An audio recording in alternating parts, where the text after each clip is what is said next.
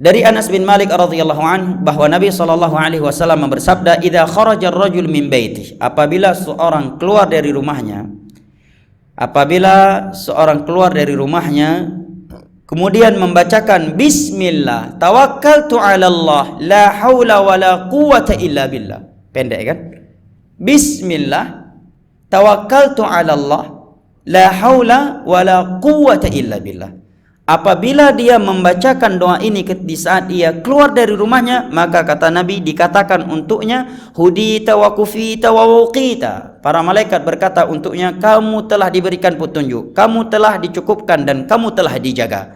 Fatanaha lahu syaitan, dan syaitan akan menyingkir dari dia. Fayaqulu lahu syaitanun akhar.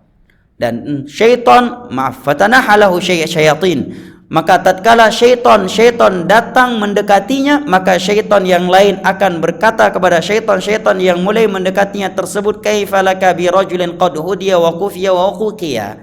Bagaimana mungkin kalian mampu mengganggu dia sementara ia telah diberikan petunjuk, telah diberikan kecukupan dan telah diberikan penjagaan dari Allah. Ini ucapan syaitan kepada CS-nya yang akan mengganggu, yang mulai mendekat kepada seorang hamba yang telah membacakan bismillah tawakkaltu 'ala Allah la haula wala quwwata illa billah ketika dia keluar dari rumahnya. Masya Allah. Apa susahnya kita ketika keluar dari rumah mengucapkan doa yang seperti ini? Mari kita biasakan. Maka kalau sudah menjadi kebiasaan, insyaallah taala kita akan mudah menjaganya dan insyaallah taala tidak akan terluput darinya.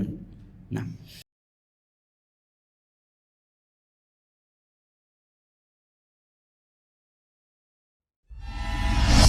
STA TV Media Syiar Islam.